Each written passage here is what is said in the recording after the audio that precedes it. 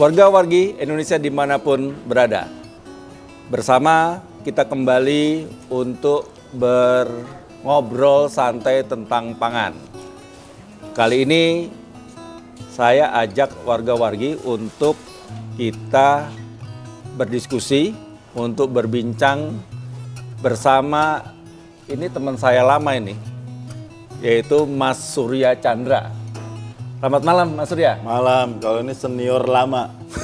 Saya masih volunteer LBH, beliau udah direktur Bina Desa. Nah, selamat malam Mas Saiful. Mas Surya ini adalah juga mantan Wakil Menteri ATR Agraria dan Tata Ruang ATR BPN. Periode berapa Mas? 2019 ya? Sampai 2022. 2022. Nah, ini kalau dulu warga-wargi ingat yang yang program sertifikasi tanah dan program redistribusi tanah, ya ini ingatnya dengan Mas Surya Chandra nih. Sebagian kali ya. Bagian. Nah dulu saya sama Mas Surya ini punya, ini ya Mas ya, dulu punya gagasan ya.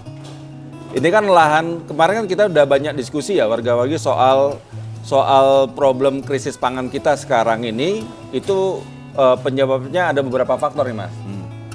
Ya, pada umumnya ada faktor di soal pupuk, ada di soal infrastruktur irigasi, ya. Ini yang temuan saya kalau kunjungan ke lapangan-lapangan tuh. Yeah. Kemudian ada juga soal benih, ya. Sehingga kemudian ini yang sekarang jadi soal harga beras makin naik Mas sekarang ini. Makin naik sejak dari mulai awal tahun sampai sekarang. Itu berarti petani jadi lebih sejahtera atau malah nyungsep? Malah nyungsep. Jadi petani ini walaupun harga gabah itu sekarang 7.200 ya, 7.500, tapi hasil panennya cuma 4 ton. Oh. Yang biasanya 6 sampai 7 ton. Nah, ini cuma 4 ton. Bahkan kemarin di Bekasi di satu desa itu yang saya kunjungin itu cuma 1,5 ton hasil panennya, dan itu udah terjadi beberapa musim. Artinya kita sekarang sebetulnya sedang berada dalam krisis pangan, khususnya beras, gitu ya. Nah, kita ini Cuma kan kayaknya belum rame nih Mas, belum ada yang teriak-teriak serius ya. makanya saya teriak-teriak. Makanya Ini saya ajak Mas jadi Surya kayak teriak-teriak. Waktu yang kita diskusiin waktu saya wamen, kan kita sering ketemuan tuh.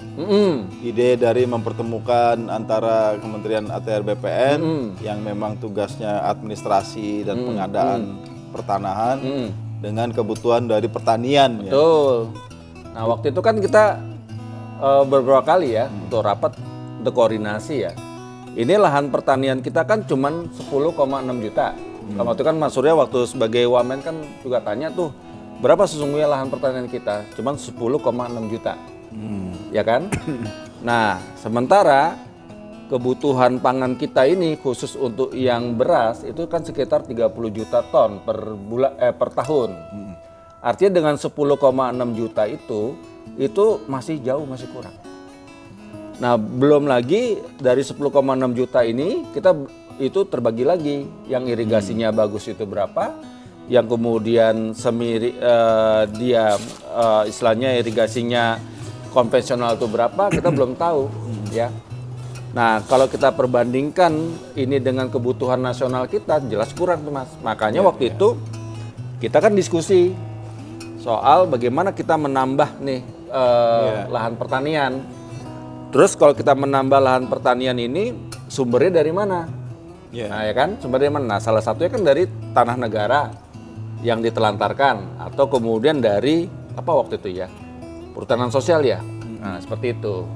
Nah, Jadi yang buat saya menarik diskusi kita waktu itu, kan di BPN ada program strategis nasional redistribusi tanah, bagian dari program reforma agraria.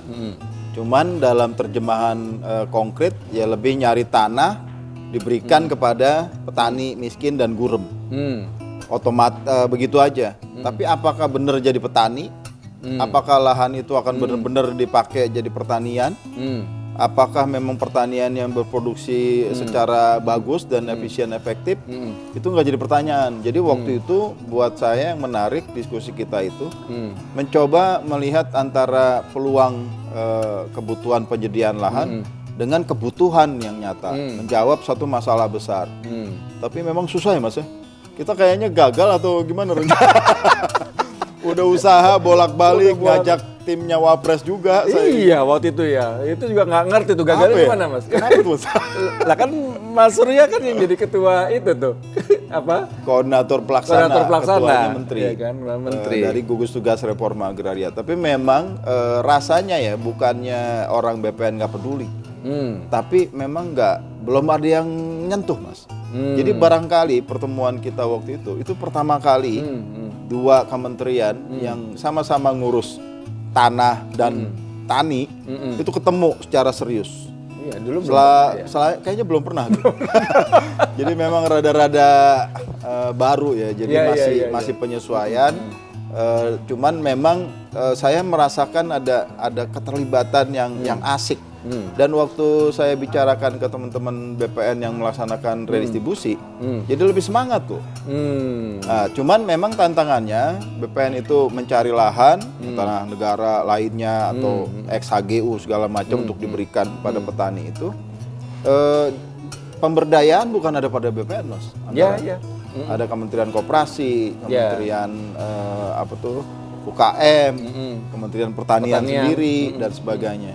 Itu yang pertama. Kemendes kedua, ya. Kemendes. Yang kedua kan BPN kan nggak punya lahan Mas.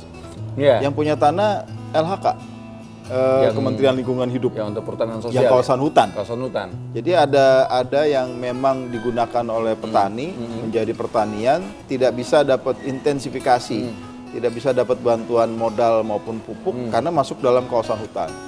Nah ini solusinya belum ada. Memang eksplorasi kita saya kira waktu itu cukup menarik dan penting banget. Tapi perlu waktu kali ya untuk membiasakan dialog-dialog terus komunikasi seperti itu. Nah, itu dulu berapa target untuk kan waktu itu kan kita bicara soal juga tanah reforma agraria ya, Tora ya. Itu yang rencanakan di BPN itu berapa ya, Mas? Kalau dari presiden itu kan masuk dalam nawacita ya di Jokowi, kemudian masuk dalam program strategis nasional 9 juta hektar. Cuman karena dirasakan tidak sanggup dibagi dua, 4,5 juta untuk legalisasi aset, 4,5 juta itu untuk redistribusi tanah. Jadi reforma agraria yang benar menurut saya yang ada di redistribusi ini. Tapi memang 4,5 juta dianggap bisa dikerjakan dalam 5 tahun. Tapi dari 4,5 itu ada dua komponen. 400.000 hektar itu adalah tanah negara, lainnya ex-HGU, tanah telantar. Itu relatif bisa dicapai oleh BPN dengan cepat. Tapi target terbesar redistribusi dari pelepasan kawasan hutan 4,1 juta hektar itu saya masuk 0,6%. Cuman yang eksekusinya, yang terlaksana. 2,5 tahun saya jadi wamen naik jadi hampir 8%. Itu karena kita kejar kebut. Saya nggak tahu sekarang ya. Tapi memang tantangannya di situ ya. Jadi BPN itu punya beban besar reforma agraria.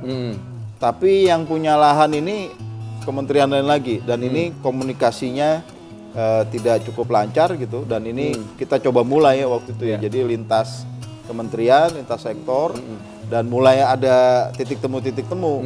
Nah kalau isu pertanian, kalau buat saya itu kan memberikan nyawa ya, roh gitu pada kerjaan bagi tanah. Oh ini buat siapa? Buat petani, buat ternyata ada hubungan dengan ketahanan pangan. Cuma waktu itu apa Mas menurutmu? Missnya di mana itu usaha? Yang itu kan yang tadi 0,6 ya, cuman realisasinya ya dari yang di kawasan hutan. Yang tanah negara itu berapa ya Mas? 400.000 itu 200%. 200% ya, lebih ini ya. Itu kebanyakan di mana, di Jawa apakah di itu? Kebanyakan di luar Jawa. Di luar Jawa. Sebagian di Jawa, tapi Jawa kan terbatas lahan. Walaupun petaninya banyak di Jawa ya. Iya, kan baik. 60% di Jawa 60% itu. di Jawa. Iya. Iya. Nah, itu kan kecil-kecil lahannya. Betul. Nah, itu ada juga tuh kemarin temen saya tuh di Jawa nih, Mas, di Jawa. Lahan Tegal. Lahan Tegal tuh kan kalau di Jawa kan nggak luas-luas tuh. Bahkan nggak sampai 1000 meter persegi dan sebagainya. Nah, terus kemudian mereka juga sekarang itu mau untuk mereka mau buat sesuatu di situ, usaha itu juga kesulitan juga dari sisi soal sertifikasi dan sebagainya. Itu kan nggak masuk dalam objek waktu itu ya. Nah, artinya itu yang satu ini ya. Nah, kan gini, Mas Surya, kemarin waktu kita juga diskusi itu, yang saya pikirkan ya, oke lah dapat tanah ini dari tanah negara ya, baik itu yang di tanah negara terlantar yang sudah kemudian menjadi objek reformasi di distribusi, sama tanah kawasan hutan. Yang saya lihat nih kan tanah-tanah ini kan tanah-tanah kritis nih, Mas. Jadi kalau petani itu dikasih nggak bisa ditanam. Dia mikir ya kan? Iya. Itu yang terjadi kan. Ya akhirnya tanah-tanah ini kemudian banyak juga yang kemudian di petaninya bingung ini mau diapakan, ya kan, seperti itu. Nah, kalau kita kembali yang kemarin tuh ya, sebetulnya betul kita sudah cukup bagus ya. Apa artinya TikToknya ya kan, sinkronisasinya. Ini objeknya kita sama. Bagaimana ada penambahan lahan pertanian kan untuk betul. Pangan kan. Betul. Jadi itu kan yang kita ini kan, ya yang kita konsepkan kan. Soal kemudian nanti dari semua kementerian itu akan masuk di situ, ya itu harapan kita. Nah, waktu itu saya juga nggak tahu tuh, Mas, itu kenapa kita kayaknya saya tahu, Mas, kenapa kita nggak sampai gol ya. Bolanya udah ada, gawangnya udah tahu, tapi nendang ini kagak jadi-jadi. Kalau di Kementan ya, Mas, Kementan itu kan kita udah ngembangin nih, itu namanya PATB, perluasan areal tanaman baru. PATB tuh, itu yang waktu itu saya bilang. Ini PATB ini objeknya bisa di tanah yang sudah diredis atau kemudian yang sudah perhutanan sosial yang didinikan. Nah, itu juga susah, Mas, memberi pemahaman itu ke masyarakat. Bukan ke pemerintah. Ya kan, ke pemerintah. Pemerintah sendiri. Apa yang membuat susah? Dalam bayangan mereka, ya kan, lah itu Pak Saiful itu kan tanah apa bisa ditanemin? Satu ya kan, kalaupun itu ada perluasan areal tanaman baru, terus itu mau ditanemin apa? Iya. Ya tapi kan? Memang kayaknya sering ya kejadian gitu ya. Ini saya lagi merhatiin yang food estate kan. Nah ini food estate lagi rame-rame nih. Pak Prabowo bikin itu. Kan dikritik oleh Mas Hasto, Sekjen PDIP yang dianggap ini merugikan keuangan negara lah, nggak efektif. Saya cek memang dari awal mulai kan BPN itu terlibat dalam pengadaan lahannya ya, mencari lahan tapi arahannya kemana sebenarnya sudah diberikan. BPN itu cuma mencari istilahnya situasinya kayak apa begitu. Memang dari awal itu ada problem, Mas. Kan itu untuk ketahanan pangan ya. Yeah. Tapi varietas singkong yang ditanam itu tidak bisa langsung dimakan loh. Kualitasnya kualitas industri. Jadi memang besar-besar, ada yang sebesar paha. Tapi rasanya pahit gitu loh. Jadi tidak otomatis bisa dimakan. Kedua, ini kan namanya singkong itu kan tanaman pagar ya. Iya. Jadi dia sebetulnya bagus kalau dia tuh jadi seperti pagar. Nah, kalau mau banyak memang harus ada lahan yang luas. Akibatnya apa? Hutannya, Mas, rusak gitu. Itu sebenarnya hutan. Yang dari ngomong-ngomong kayunya kemana tuh? Nah, itu juga pertanyaan. Nah, yang ketiga kan dia tanaman kering ya. Iya. Itu banyak gambut loh. Nah, iya. Jadi saya nggak ngerti. Itu satu contoh bagaimana barangkali memang perencanaan itu jadi penting di dalam semua inisiatif. Mimpinya bagus, idenya benar, tapi eksekusinya berantakan karena perencanaannya nggak rapih begitu. Saya ada satu cerita nih soal food estate ya. Iya. Food estate nih. Yang singkong juga atau yang yang di mana? Jadi gini ceritanya, kisahnya. Jadi waktu kita masuk fase COVID ya, itu kan pemerintah itu ya banyak yang kena PHK, industri pada tutup, perkantoran tutup, banyak yang pulang ke kampung halaman ya kan. Terus kemudian juga soal produktivitas itu kan tetap berjalan, tapi ini orang udah banyak mau pulang ke kampung ini, terus kemudian mau ngapain di kampung. Nah waktu itu kita berpikir daripada kemudian digelontorkan uang ya kan, yang berapa tuh waktu 200 berapa triliun ya, saya lupa. Nah lebih bagus kan diberikan tanah, lahan negara itu ya kan. Ini saya ingat waktu zaman Habibie, Mas Surya. Zaman Habibie itu kan 98 krisis. Orang udah susah. Dipinjemin ya? Dipinjemin. Kan ada ininya, ada regulasinya.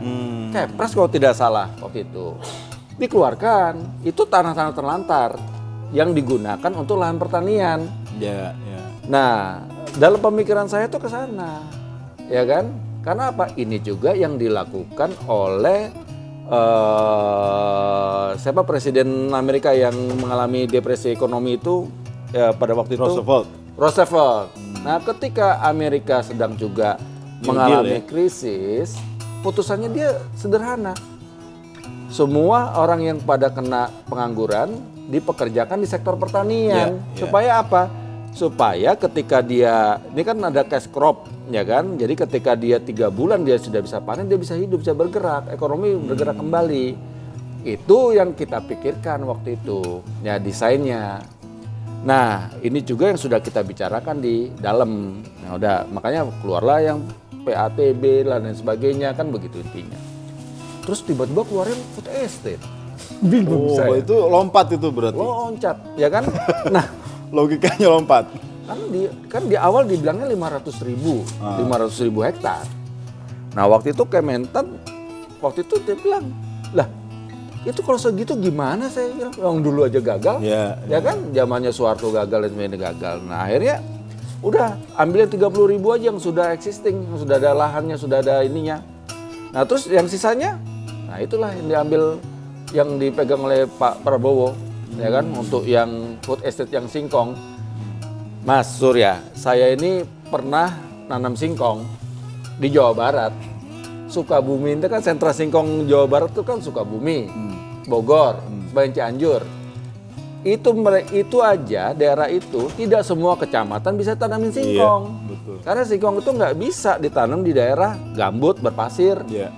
Singkong itu bukan tanaman yang untuk lahan kritis, bukan. Makanya ketika ditanam di singkong, saya bingung, kok bisa tanam singkong, saya bilang. Makanya hasilnya kecil-kecil segede umur 6 bulan masih kecil-kecil segini ya kan. Tapi masalahnya udah diratain itu hutan ya. Nah itulah hutan soalnya. primitifnya. Itu gimana? Hilang kesempatan buat dapat jagain karbon. Nah iya, sekarang itu yang pertama Mas ya. Yang kedua, nih kalau IKN jadi, penduduk pindah ke situ, ASN pindah ke situ, ya kan? Sumber makanannya dari mana? Kan rencananya katanya food estate di situ. Ya sudah pastilah orang Jawa, ASN Jawa nih, yang tinggal di Pulau Jawa, yang biasa makan beras enak, ya kan, dipindah ke sana, terus suruh makan beras-beras yang kemudian kualitasnya, prosesnya juga kita masih belum tahu. Atau dia harus impor dari daerah yang lebih jauh. Dan malah nambah masalah baru ya. Jadi pas produksinya makin naik dong, harga makin mahal. Betul. Ya terus nambah gaji di sana, terus kemudian harga pakan mahal. Dengan tambah tunjangan kemahalan juga jadi nggak cukup ya? Jadi nggak cukup, ya kan? Itu beras sudah pasti diambil dari Sulawesi atau dari Jawa, ya kan? Memang rasanya ya Mas, karena kita masih sebagian besar ini masih secara faktual masih negara agraris kan ya Indonesia. Masih ini. agraris. Harus itu jadi semacam core ya dalam perencanaan. Jadi bagaimana kita mendukung pertanian, ketahanan pangan, kesejahteraan petani, dan kemudian ini semua mengarah ke situ, semua punya kontribusi ke situ.